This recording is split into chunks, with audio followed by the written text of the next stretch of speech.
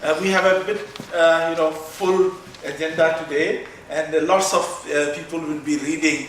But before I, start this event, I would request you that if we all today stand for just 1 minute in silence to remember one of our great friends, Nick Pemberton, please.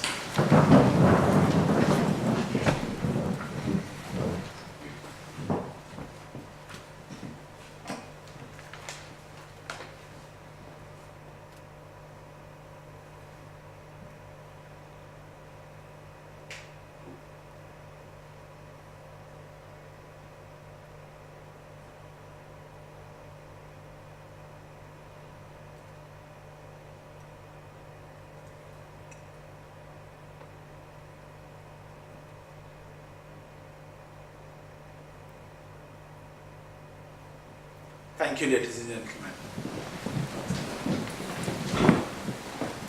Nick was the creator of SpeakEasy, and I'm sure today he would be feeling proud that the next level we have taken SpeakEasy event in this format by connecting not only in Carlisle but in Thessaloniki as well, which you all will be part of today. And I think this is one of the best tribute for someone who has started a movement, a new way of getting people together, speak up and speak for people in different ways using all different artistic practices. And I think we all should be grateful for that great man who have started this SpeakEasy along with many of you in this Carlisle. And today we have our chairman of the County Council, Councillor Liz Melanson, with us.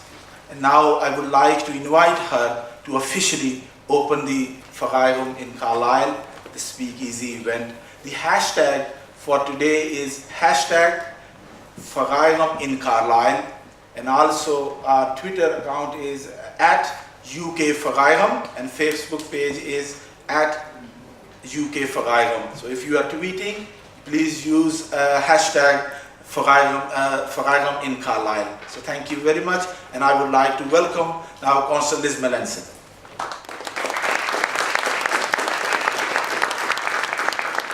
I'm Elizabeth Melanson, and I'm the councillor here. And as a councillor, and I'm also chairman of the Cumbria County Council, this is my official role.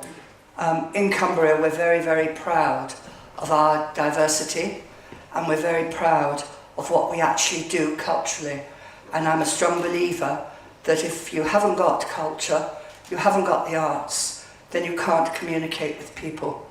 To be able to speak, to be able to talk, to be able to read, and to be able to appreciate the finer points of life is what our civilization is all about. And we lose it at our peril. It is a great honour that Carlisle has been chosen today to hold this event and for all of you to be here.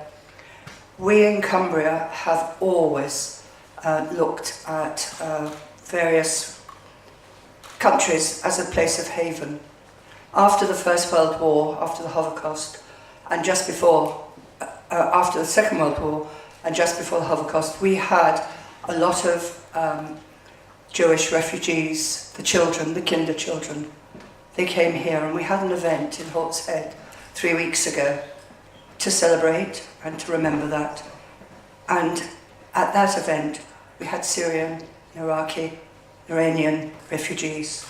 We, again, have opened our doors to refugees, and we hope, we know from a fact that we will, because we had Kosovo refugees here at the height of the war, Bosnian War, and a lot have stayed. And the enrichment they have given us as Cumbrians are something that I hold very dear to my heart. I've written a speech, but like everything I do, I never stick to it. But there are one or two things in here that I actually do have to say.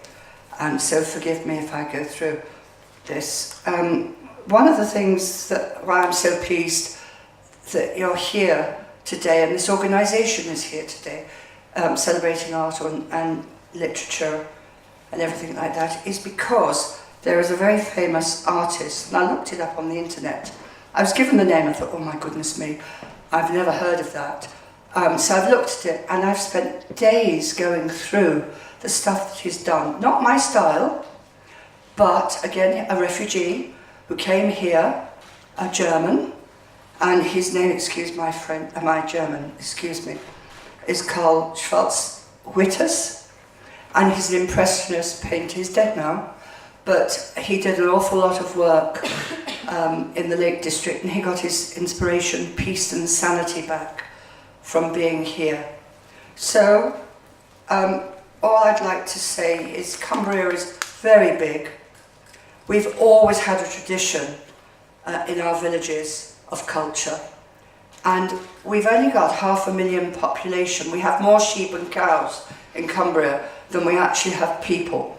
But you take a map of Cumbria and you impose it on London, and the geographical area of Cumbria covers the whole of London and the surrounding areas. So that shows you just how large Cumbria is.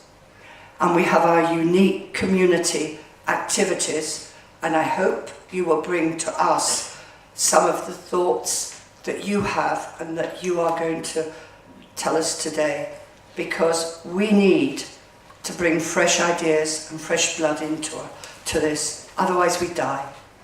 Unless you can bring in and feed and nurture other people's views and points of views and their lifestyle, you're going nowhere. We live in a very, very turbulent world, and I actually think, excuse me, I'm losing my voice, I actually think something like this is a building block for the future. So, last thing, and my very last thing, is welcome, thank you for coming, and can I introduce your General Secretary? General Secretary Johannes. Thank you so much, and welcome to Cumbria.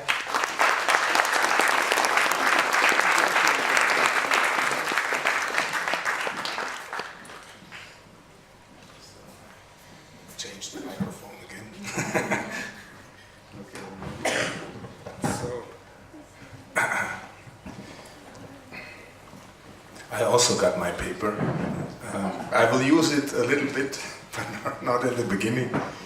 Dear Elizabeth Mellinson, dear friends, dear colleagues, my name is Johannes Ebert. I'm the Secretary General, the Chairman of the Board of the Goethe-Institut, which is the German cultural institute which is working worldwide, a little bit like the British Council that you might know.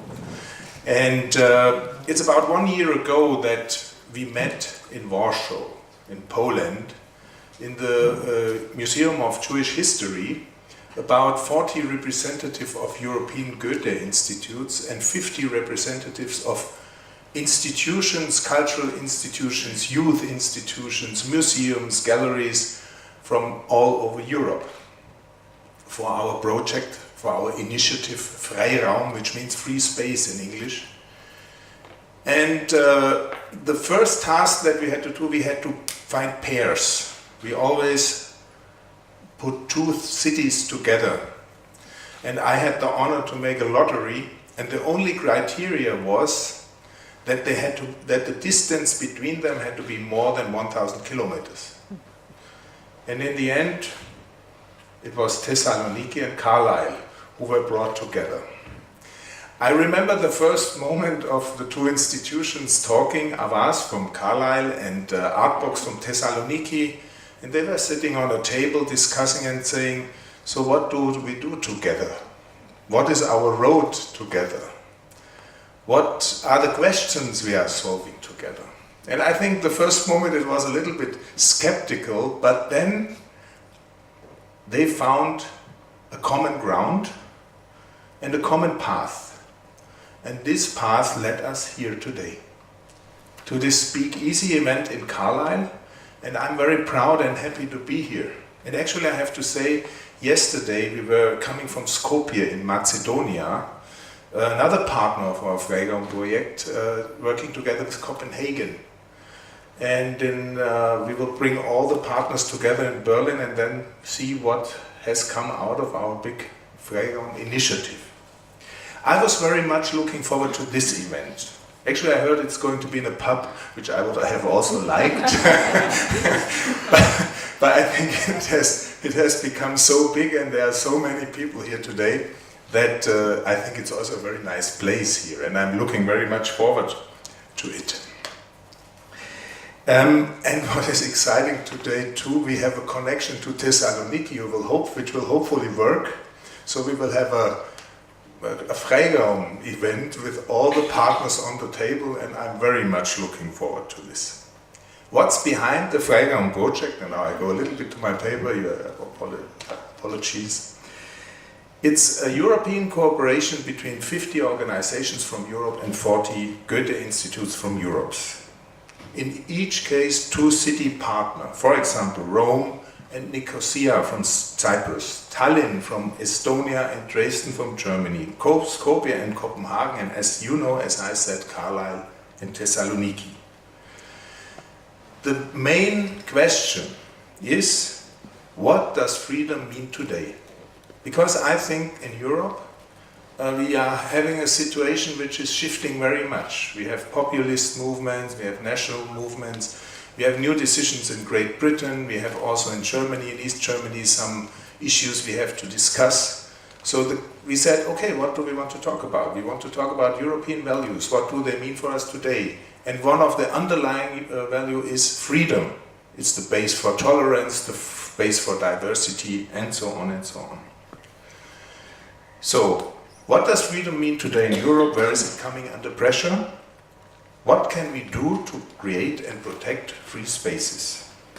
And we were looking for partners not only in the capitals, partners which we normally work with, but also in larger cities, a little bit regional capitals.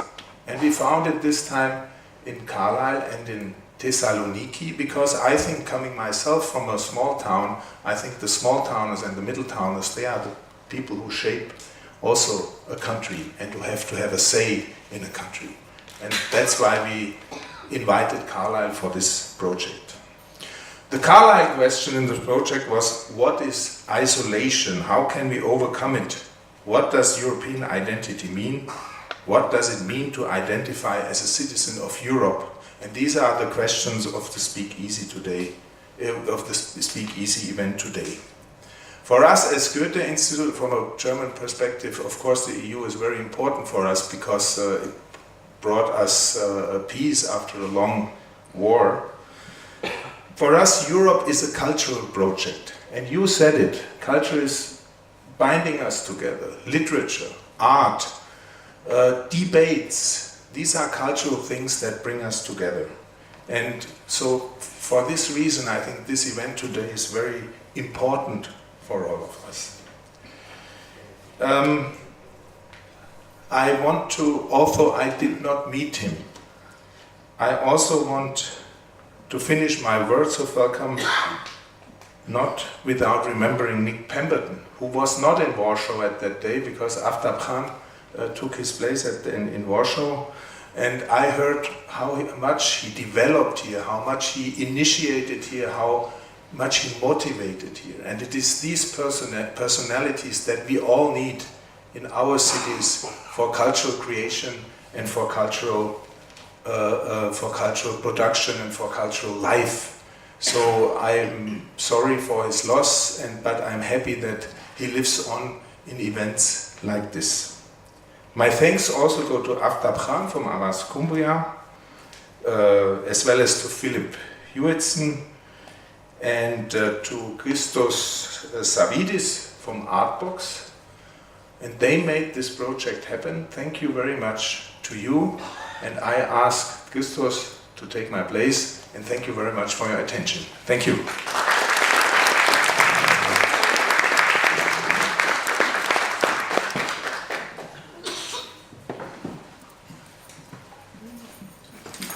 Thank you. I was not prepared for that, but it's okay.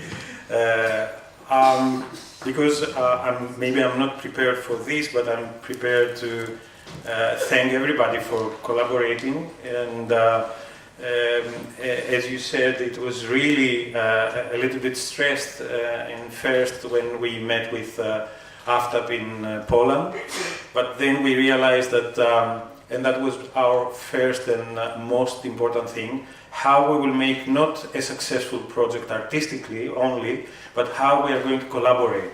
So that's why we asked the two artists participating, Thomas Koch and Evi Karathansopoulou, to do something both in Thessaloniki and in Carlisle, because we felt that this is the only way that we can create something in common and we will create a community actually.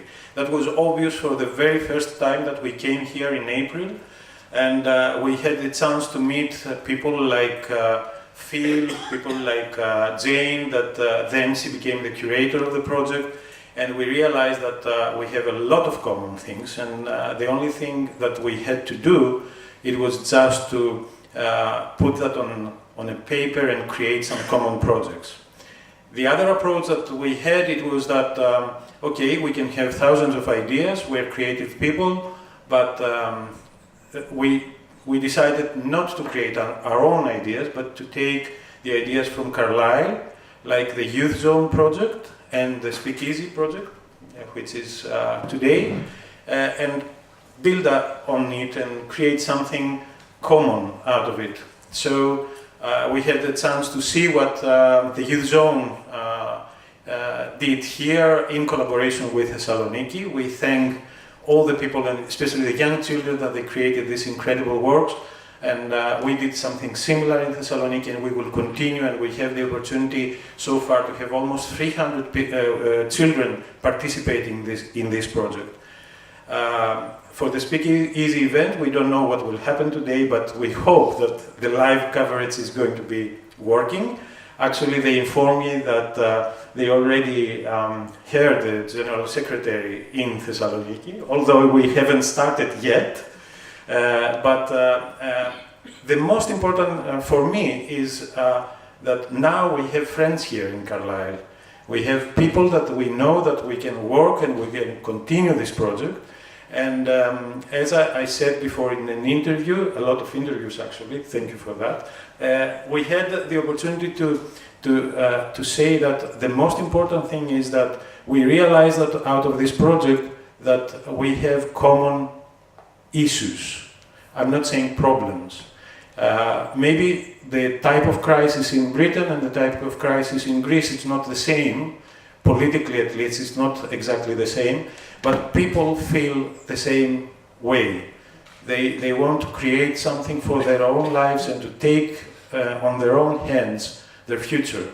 And that is common. It's common through the work by Thomas and Evi, that they had interviews in both cities and they realized that there is that people are saying the same thing. So for us, the biggest gain out of this project was that we realized that the borders are they're changing. That's why we are named today's event in Thessaloniki post-border, because we believe that the borders are not national anymore, but they are more personal. And these projects like this, and thank you Goethe-Institut for giving us this opportunity, makes it possible to step a step further in this process of creating your own border, your own Freiraum in a way. So I feel like I'm a little bit in home. I feel very comfortable here. It's the second time that I'm in Carlisle, and I have a lot of friendly faces, and I saw very interesting people, artists, and a community that I feel I'm connected, and this is the biggest gain out of this project. Thank you very much all for the collaboration.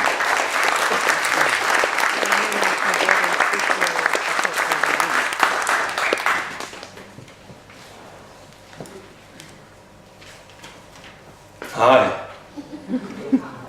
It's good to see you all here. There's a few notices. We're filming and taking photographs, so there may be flash photography. I hope that's okay. We've started now, so it's probably a bit late for that. But yeah. There are these packs around on the seats. They've got a one of the running orders. Tells you when you're on if you're performing. And that's your cue for keeping track on that, please. For the Greek video bit, the live stream, there are 3 poems, or 3 poets, and there's 3 translations here. Should be in these packs. And then there's an advert for the theatre. They're doing another interesting thing.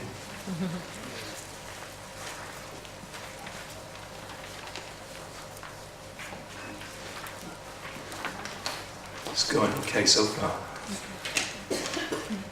Yeah, I want to echo all those thanks, really. I want to thank Goethe-Institut for kicking off this whole Freiraum project and giving us the opportunity to engage with the sphere of freedom.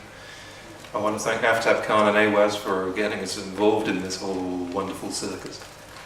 I want to thank Liz Mallinson for coming today to talk and open the event. I want to thank Christos and all of ArtBox for being our new friends and opening up interesting opportunities in Greece. I want to thank the university for hosting us today. I want to thank theatre guys because you've been great.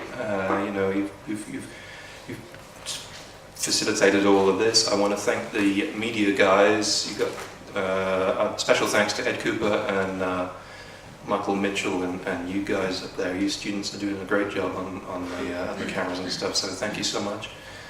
I want to thank everybody this end, Jane Dudman and everyone who's been coordinating everything. It's like an Oscar speech, this, isn't it? I want to thank all of the SpeakEasy guys and all the artists and all the poets and you guys that have been working on stuff with Linda and Bluejam for coming along and all the participants who are here today. I think it's going to be good. I want to thank Susan for helping wrangle everything together and making this wonderful schedule that you're going to all adhere to on pain of death. I want to thank John and Andy and Nikki for wrangling all the musical stuff, and I'm excited by that. Yeah, I can't thank you all enough really for coming and participating and being part of this today. This is kind of weird, because this is the room that 14 years ago Nick Pemberton shambled into my life. This was on our first day when I was studying here. We met all the tutors that we would meet over the 3 years, and he was probably about here. And it's kind of spooky. I think he's here today. So he'd be so thrilled with this.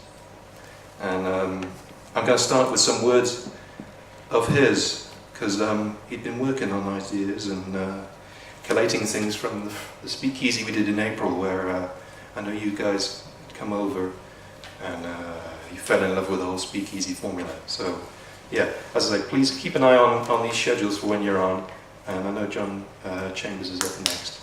But yeah, this is Nick's words on isolation and freedom from ideas from SpeakEasy.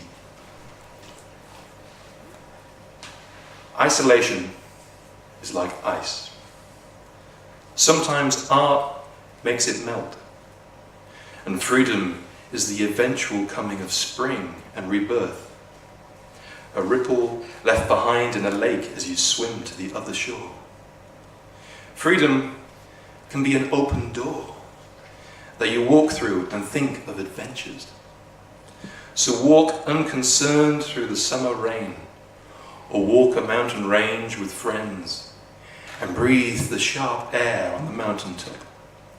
Or, if you're alone, make friends with yourself.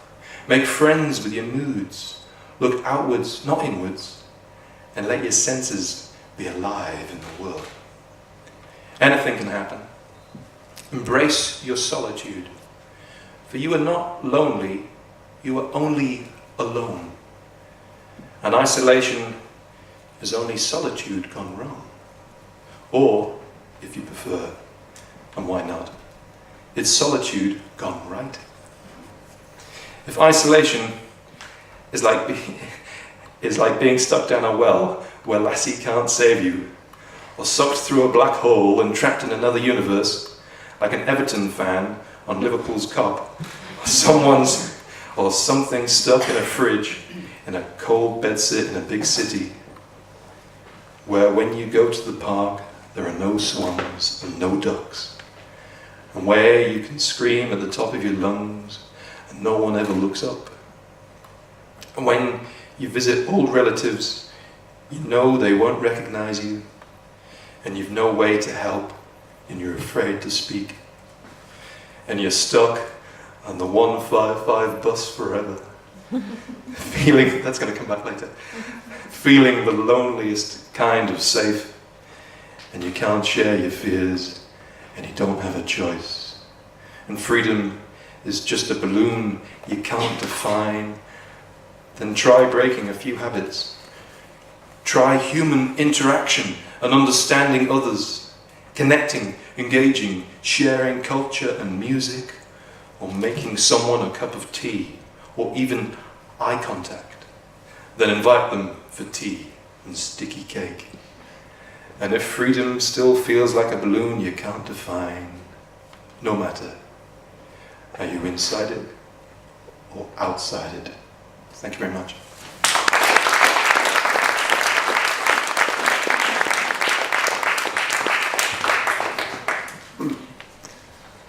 There's this German fellow, Goethe, I think it was called, who said, whatever you can do or dream you can do, begin it. Boldness has power, genius and magic in it. So I'm going to start with some words by John Charlesworth, the local artist.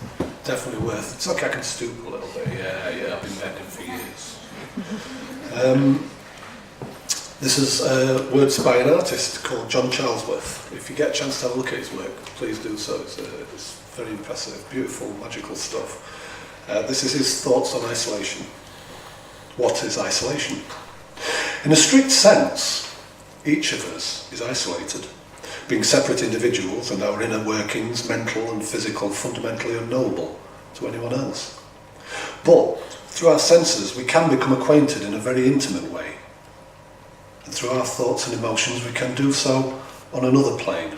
So if we can establish these ways of communication with one another, we're definitely not isolated. However, if we have not the means, the license, the enjoyment of this sharing, we have no means of properly verifying our own experience. We're lost. This also applies on a larger scale, with bodies of people being cut off from wider society. This phenomenon is more subject to theoretical analysis. Isolated or remote societies can achieve a purity of difference, which makes them vulnerable to external infections, which can change and even kill them. To encounter isolation in such a community, without damaging or destroying the integrity of that community, its self-evolved state of being requires great tact and sensitivity. It may not even be possible. To return to a more practical level, to the isolated individual who could be so because of any number of conditions, blindness, deafness, autism, any number of physical and mental disabilities and diseases, the question of overcoming the inherent isolation of these is down to the timeless human attributes of patience, care, sympathy and love. These can't be prescribed or substituted. Thank you.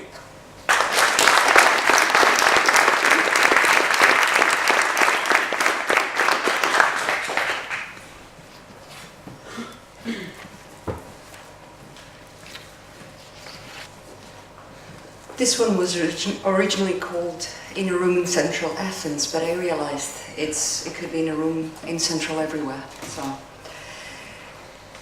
in a room in Central Everywhere, half-drawn blinds, light in strips, floating dust and viscous rusting curtains. Shadows lurk in corners, jump out in the afternoon, rattling in the house. A red phosphorescent telephone illuminates with each call from the beyond.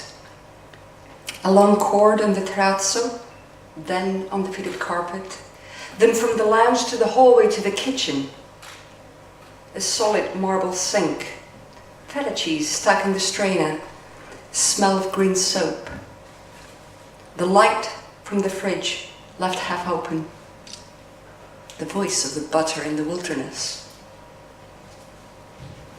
And outside the window, lunatic asylum TV and tennis blathering concert, each on its own.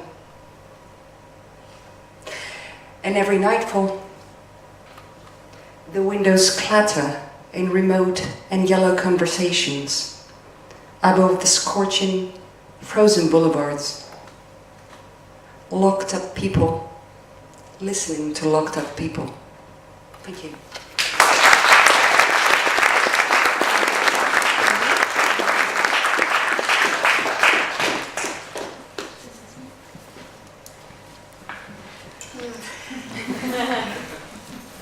Don't I touch it? No. Thank you. This is a poem by Mick Yates, who couldn't be here today, concerning a funeral. I watched you closely today, my friend.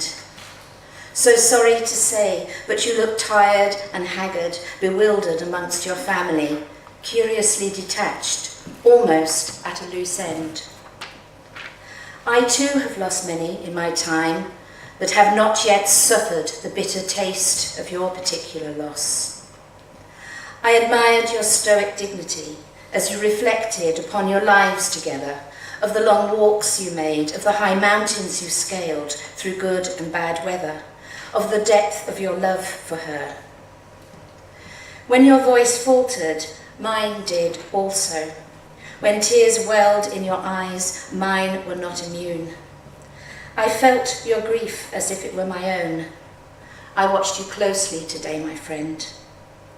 I saw you smile at her in the grave, give her a thumbs-up sign, then slowly pass by. Tonight, when you return to an empty house, to a different life, I shall return home to a familiar place, and hopefully a smile from my wife. I watched you closely today, my friend. Thank you.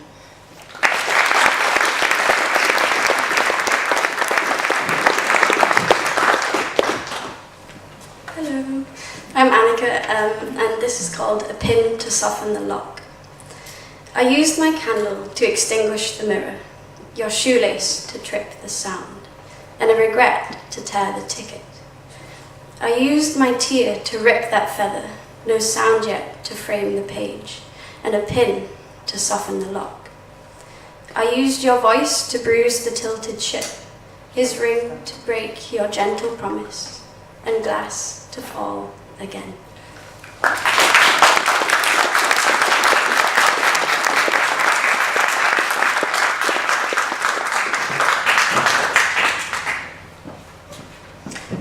Hi, I'm Linda Fitzgerald and I'm an artist. I've been working with the Syrian refugees in Carlisle. So this is from, thank you, Amjad Al-Assad, who couldn't be here today. Loneliness is the desire to stay away from others' thoughts on your own world, a feeling that can lead to depression, so that you become obsessed with bad things and begin to imagine all that is bad. When you lose confidence in close people and friends here begin your first symptoms of isolation that it's hard to get out of. Then you have to find someone standing by you at all times. Your spirit will not leave you, and nowadays it's hard to find. Thank you.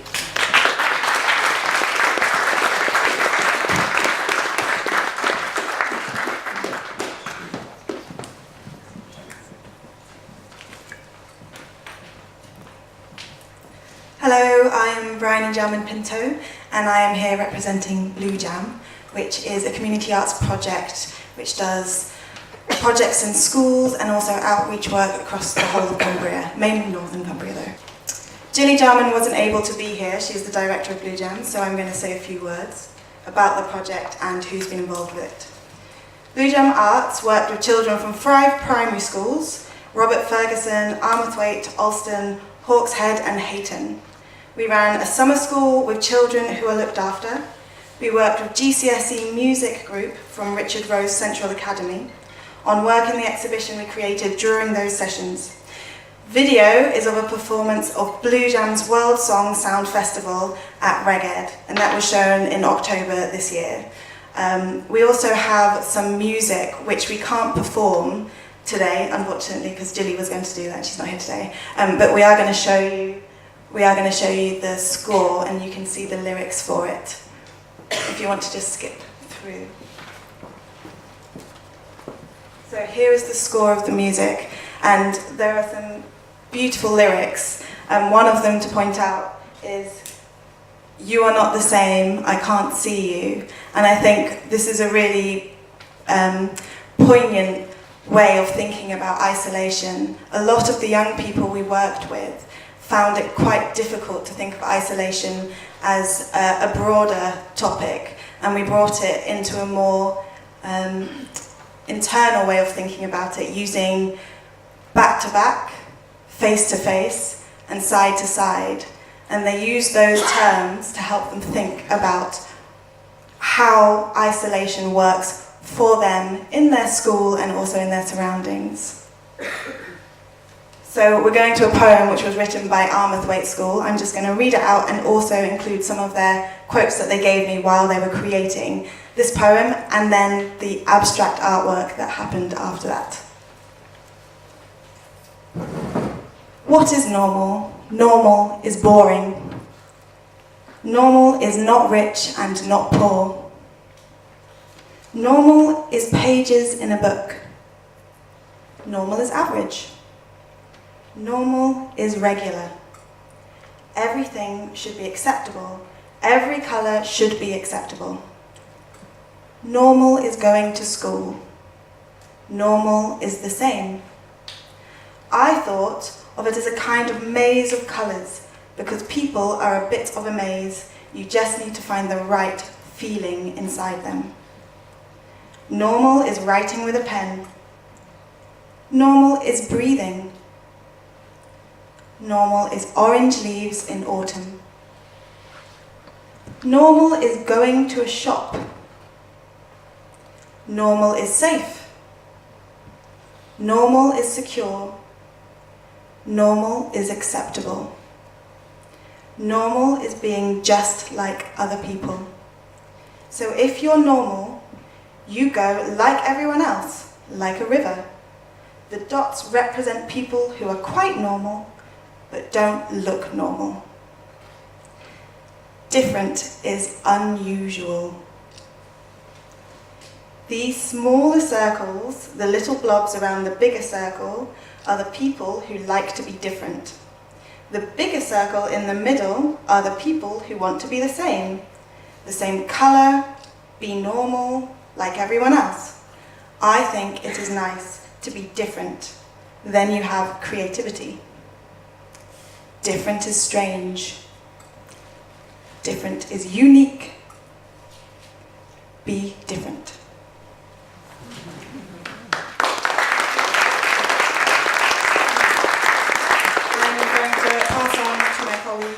Eleanor. Hello. Another element of our participation in the Freiraum project was a series of summer workshops that we did in collaboration with the Cumbria Youth Alliance with looked after children.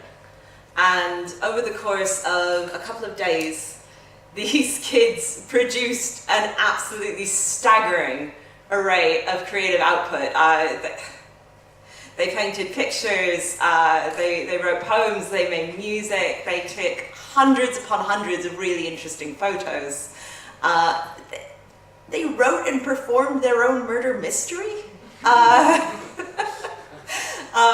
so what I'm going to share with you today is a tiny little snippet of what we worked on together. So one of the things was a couple of kids went around taking hundreds of photos with the idea of turning them into stop motion animation. And they didn't have time to do that, to actually consolidate it all. But I've gone back through and I've kind of been working with some of the photos that were taken. So here we have. And one of their safety considerations for these children was that they weren't able to record anybody's face. And that actually became, I think, one of those limitations that proves to be a really good creative stimulus. And that's something you can kind of see in these images. And one of the things that I really like is the way that they've taken absolutely mundane things that they just found around our space, and they've managed to do exactly what art is ideally meant to do, take the ordinary and turn it into something that's really quite startling and exciting visually. And particularly the hooded child, the sort of a threatening figure all too often, and here so obviously poignant and vulnerable in its isolation that the hood becomes a defense.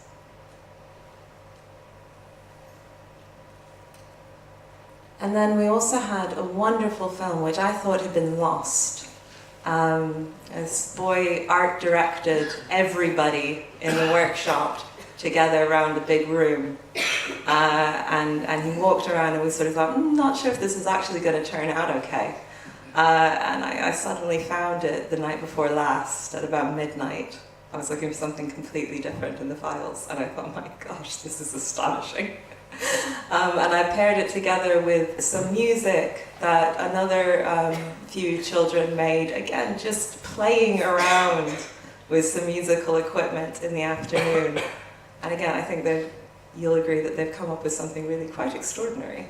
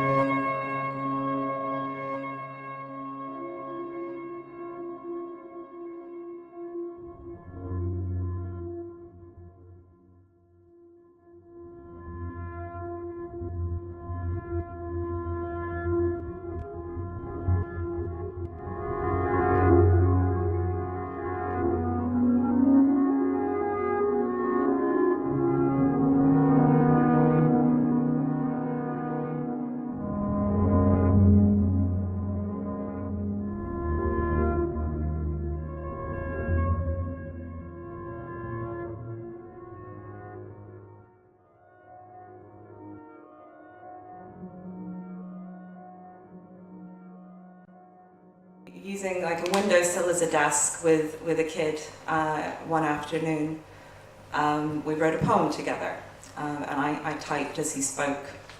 And we wrote a couple, actually, and after the first two, he said, wait, am I allowed to talk about my experience of being in care? I said, yeah, I would love it if you would. That'd be great. And he said, oh wow, I'm allowed, okay. And then we did this poem. And when he took it home and shared it with one of his foster parents, one of his carers, she sort of contacted us and said that there were things in there that he hadn't actually said to her previously. And so I think that's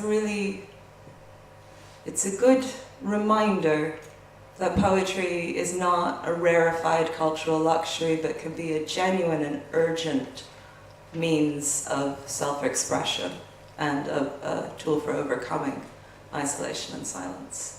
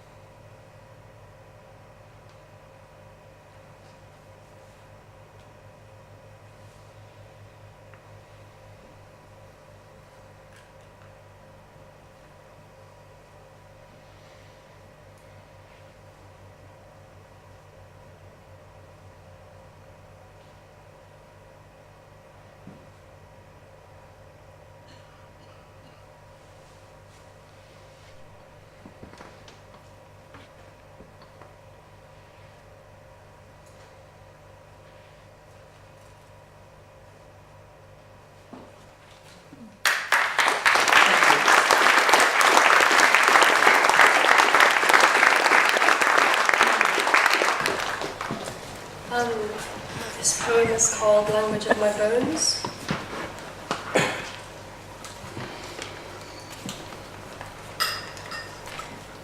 Be who you know you need to be, you tell yourself. Become untouchable, fluid. Go with the flow that you ache to be in, even though you know it is destructive and inescapable. It may seem bubbly and light-hearted, but as you let it carry you further and further, it grasps your bleak body, diving down your throat and spluttering back out with every false word and every false thought and every false feeling. You try to somehow swim against it. You struggle to resist the natural current which laughs as you choke, pressing pictures of perfection onto your blank canvas that are airtight, staining your lungs black with disappointment, the shade reminiscent of failure and shame, dismantling your heart like pulling petals from a rose.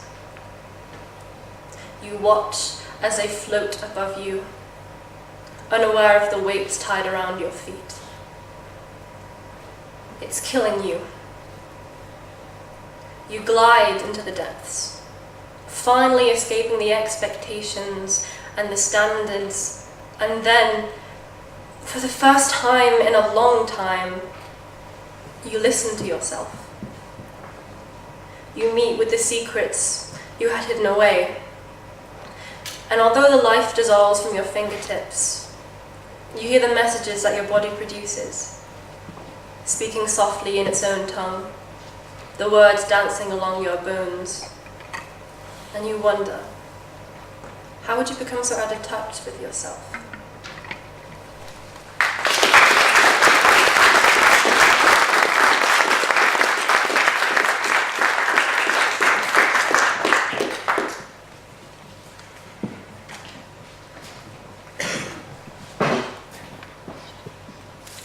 Is that about right? Can you hear me? Yeah, okay. This is called The Woman Who Walked Into Doors. That livid flower blooming on my thigh could have grown from a seed you'd sown. It's been a while since seed spilled on my body in the name of love. Then I was the woman who walked into doors. I still do sometimes. It's a different pain. Bruises still bloom wild in solitude.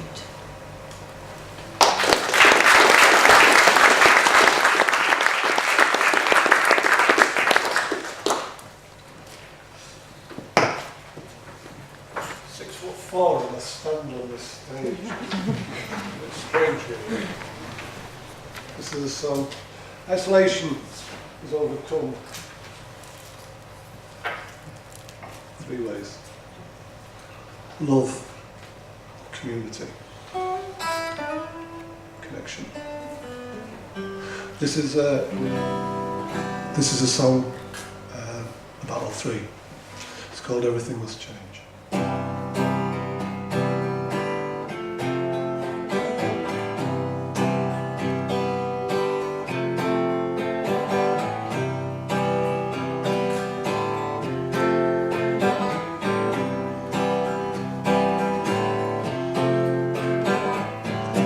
Memoration of Starlings washed over Portland Square. They carved your name, they spelt your face across the twilight air. I saw your brown eyes smile at me. My heart moved wing to wing. And then the air went tidal like the sea. The earth began to sing. Everything must change.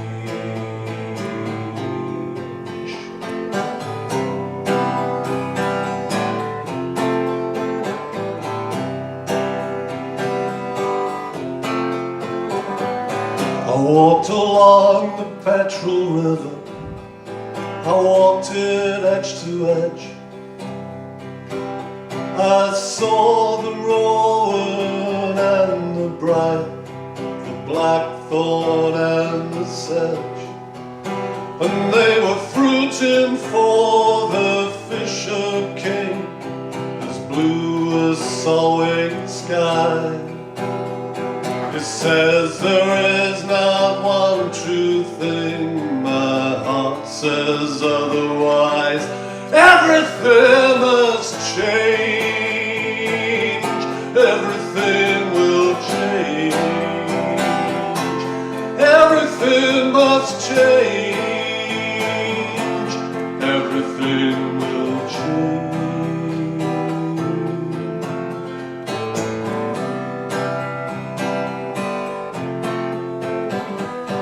The stones in the cathedral in Carlisle Castle speak of you. They sigh, they whisper as you pass, they speak of things you knew.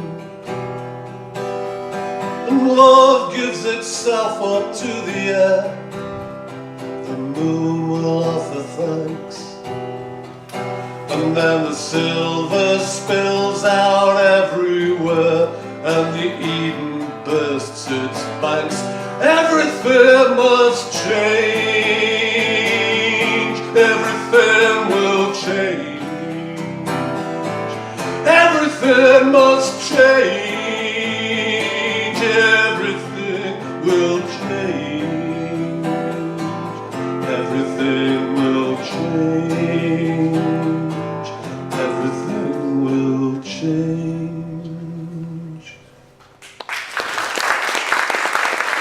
If you're looking for seats, I think you just put them down here.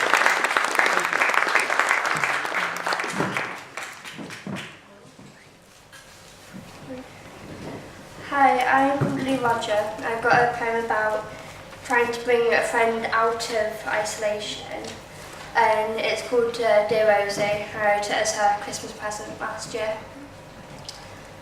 I don't blame you for crying in private or trying to hide that you're hurting inside.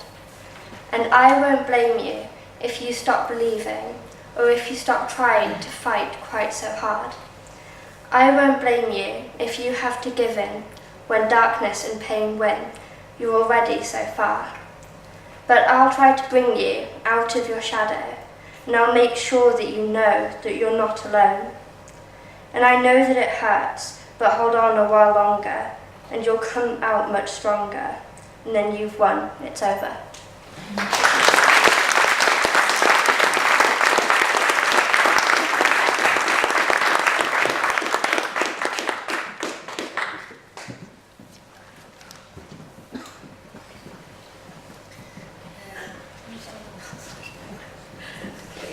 I'd like to introduce Shirin Hama. She's a Syrian refugee, and she arrived here to live with us in April, which was when I first met her.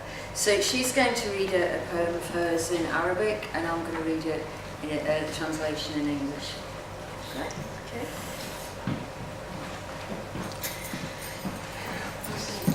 Yeah. Thank you. أحيانا أود الوقوف على قمة جبل. الرياح قوية، أنا فقط، حيث الرياح تأخذ كل شيء بداخلي. ربما بهذه الطريقة أنسى كل شيء. جربت كل الطرق ولكن دون جدوى. حدثت أشياء كثيرة لأنني لاجئة أو لأنني فتاة لاجئة. كل شيء كان أكثر ألما، أكثر وحدة. تخيل نفسك في مكان لا أحد معك، لا أحد يفهمك أو يساعدك. كنت دائما أتمنى العودة والبقاء في الحرب. قد أرى صديقا جارا أتحدث إليه، يفهمني، يساعدني في الخروج من هذا العالم القاتم. حتى صديقي البكاء لم يعد يساعدني مثل قبل. قابلت فتيات في نفس عمري قبل مجيئي إلى هنا. رأيت في أعينهن قصصا، لكني لم أتمكن من إخبارهن بما كان يحدث في داخلي. لقد حاولت كثيرا. ربما كنت بحاجة إلى ذلك الصديق الذي يفهمني عندما ينظر إلى عيني دون الحديث. كنت أحتاج إلى ذلك حقا. هذا الدمار في داخلي سينتهي يوما ما. يجب أن ينتهي. كل هذه الأقلام والأوراق صنعت للتخلص من الحروب في العالم وفي قلوبنا. سأسمع أغنيتي المفضلة كما لو كانت الأولى. سأقول لأمي صباح الخير بصوت عال، سأشعرها بأنني نشيطة وتناول وجبة الإفطار كما لو أخوتي وأبي معنا. سأسمع والدي يقول إن ابنتي الجميلة تقدم الشاي اللذيذ. كل هذه اللحظات الجميلة التي تجعلني أشعر أنني على قيد الحياة.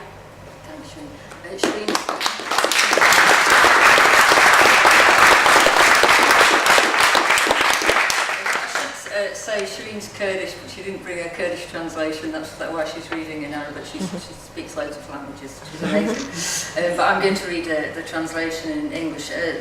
This is her poem. Sometimes I would like to stand on top of a mountain where the wind is strong.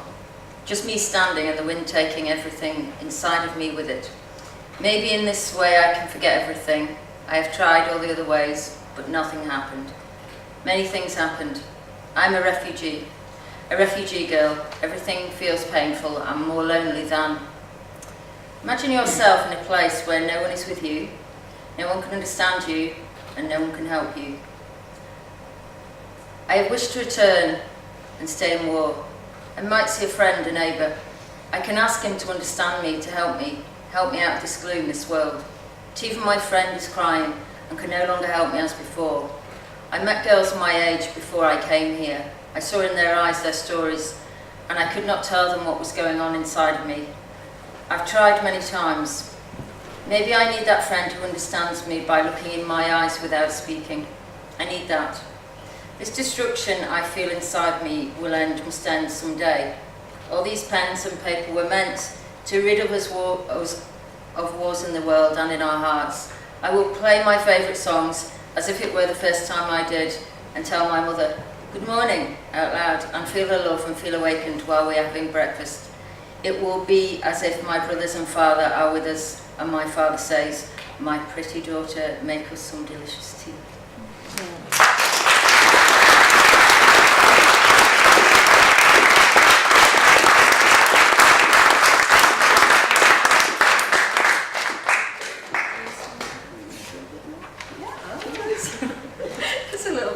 Sorry. All these beautiful moments will make us feel alive.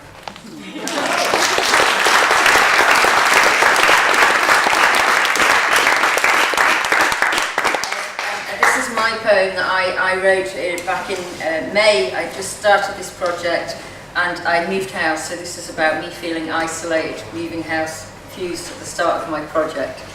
It takes a full 5 strides to cross to the fireplace, and another 2 to reach the window. From there you admire the height of the ceilings, the countless window panes, seamless alcoves, half at the level of your heart. With your back to the window, the gunmetal grate emits a chill murmur. Ash shrouds the detail of its face. Light is yellowed, strangled by tangled branches outside. Shelves are empty of presents, plans, or promises.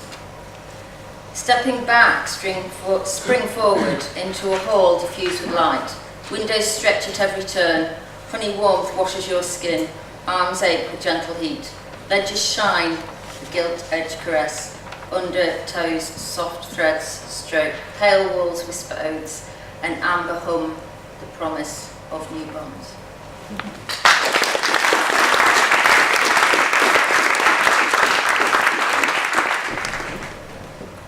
These are thoughts on isolation by Alison Barr, who couldn't be here today.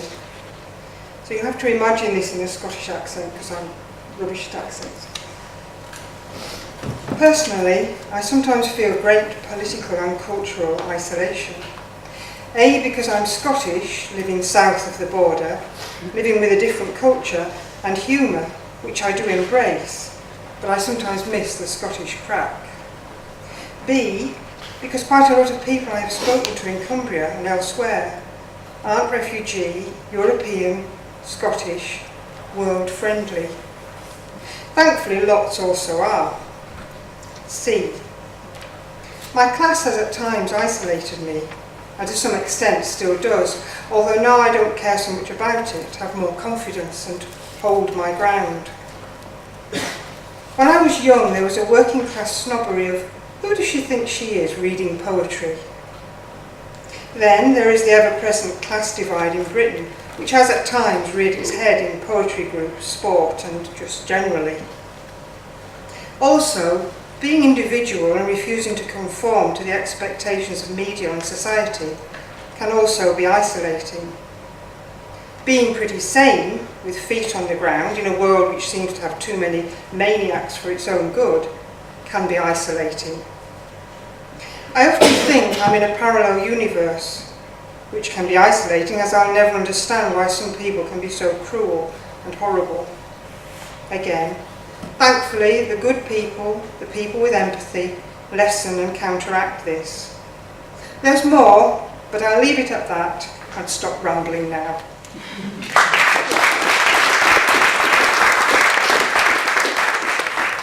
Hello. These are pre- and post-referendum ramblings of an incomer, or thoughts in isolation in Carlisle. Welcome to Carlisle, be just and fear not. Come ye forth to the Solway Firth. Bring your hopes and dreams, your skills, your needs. A fairly fair state will be there to greet you. And lo, Generation Ryanair brought our goods, our chattels and our worth to the great border city of the lakes. Orphans are we, seeking new life and loves. We huddle together, reach within and without. Eternally mobile, all just human. New tribes are formed. Come away, let's step out, off but not exit our comfort zones. Thank you.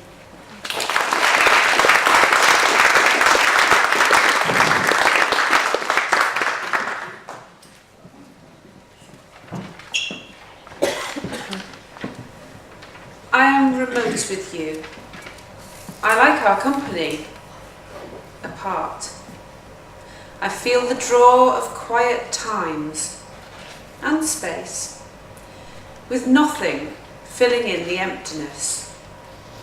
I dance among the gaps in conversation, slip between the commas, find my spirit soars with change of clause. This is the puzzlement of paradox, this island nature of me, the defensive coast while looking towards that horizon, wondering who is there beneath my umbrella, held against the spray.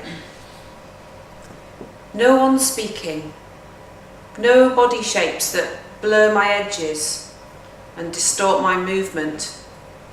How I long for this. But how I miss the choice of talk, how my fingers ache with unsaid things when I can't reach you, when the ticks stay grey or 3 dots fail to show. I am an empty room that others peer inside. I am the blanked out window, covered armchair, painting turned to the wall. I am the dust and spiderweb encrusted fireplace long since glowing. I feel proximity is alien to me. The solitude draws, but the warmth of company claws. I am only truly whole with you, but push away. I trace your name in the dust of me, smell the scent of you in locked rooms, think I see the shape you make in a crowd. I am not with you, but I'm always with you. I am remote. Our distance brings us closer. I have written myself into your history, and we are each other's story. This is what I tell myself when I cannot reach you or when I push too hard. And of our future? We need to write that together. But I guard the stylus jealously, elbow shield my notebook, even though the words I write are yours, ours. But I want to own them, want to trace the shape they make and own you. Have you near me, but apart. And this is where we start.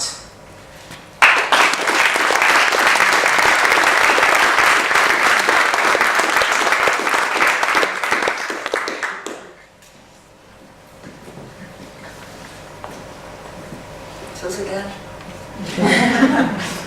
This is Ibrahim Hasso, and he's a Syrian refugee, and he arrived here on the same day as Shireen.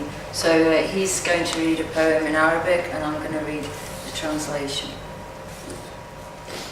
هذا الحجار النظرة إليها هي رائعة، لكنها في نفس الوقت تتحدث عن أيامنا. رغم كسور قلبنا نبتسم لنا ولغيرنا، نحاول أن نهزر حياتنا رغم قتل الإنسانية. العزلة هو شيء مؤلم مجرد التفكير به، ولكن رغم مأساة الحياة أقاوم. رغم أني خرجت من وطني لم أستسلم، أفكر في القادم. نحن نعتبر أنفسنا أحياء، لكننا في الواقع منسجنون في قلبنا.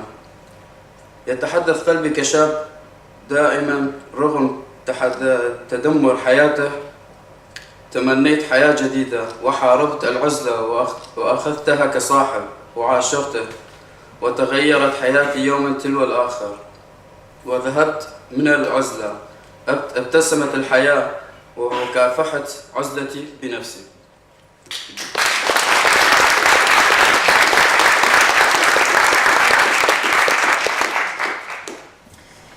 These stones are wonderful looking at them, but at the same time, talking about our days, despite the fractures of our heart, they smile to us and to others and try to dazzle our lives.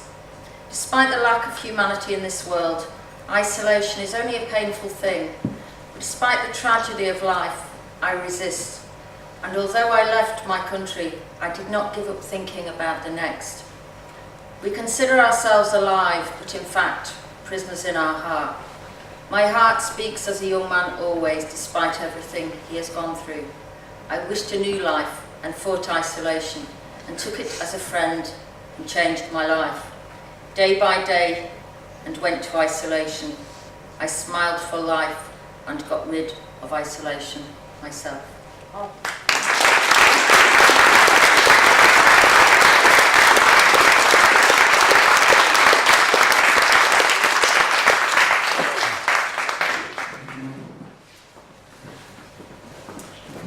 Hello, I'm going to talk for a few seconds to make friends with the microphone. I have a piece that was composed in response to the Freiraum thing with musical accompaniment, I hope. My friend Stuart Henderson, who lives hundreds of miles away from me, composed the music, and we composed our separate parts in isolation from one another, and then brought them together into this, forging a deeper connection. So if it's ready, this is called Breathing Space. Breathing space, a place to relax and consider. It is not cutting someone's hair, performing a surgery however minor, fixing a computer while its owner watches over shoulder, rolling a cigarette for a gasping friend, or cooking in an occupied kitchen. It is writing a letter the recipient is not expecting, planning an elaborate birthday surprise, forgetting that deadlines exist, and stirring in the middle of the night with a comfy vastness still to go. It is not coaxing groceries into bags while you hold up a queue, wondering which day will be the day you have to find somewhere new, or being in a taxi. It is being told the world is your oyster. It is not discovering that you don't like oysters, and they like you even less. It is not undressing in front of someone for the first time. It is undressing in front of a partner most other times.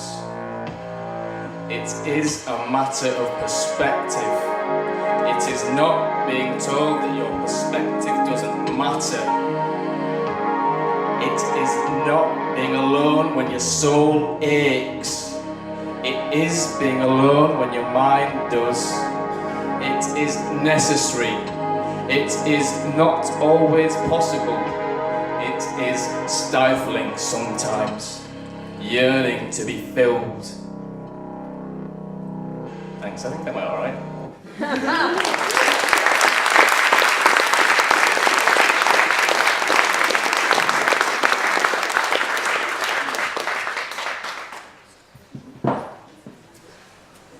This is Notes on Isolation by Nick Pemberton.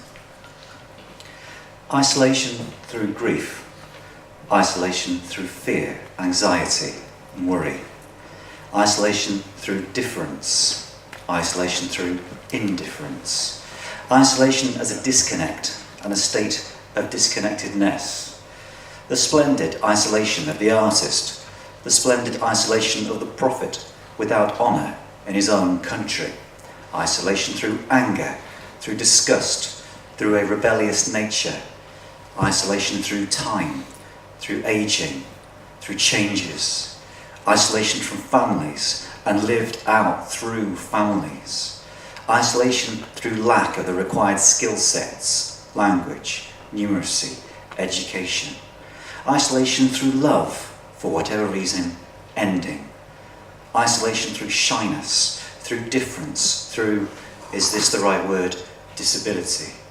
Isolation through abuse, physical, mental or substance, and they're all connected. Isolation as a self-imposed state of being.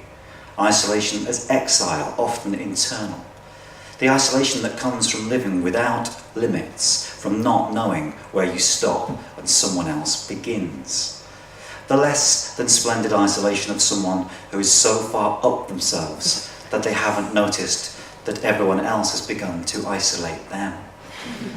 The isolation of the single mum, the long-distance dad, and anyone, anywhere, who has ever lived without being loved. And, might as well steal a last line, we gazed upon the chimes of freedom flashing.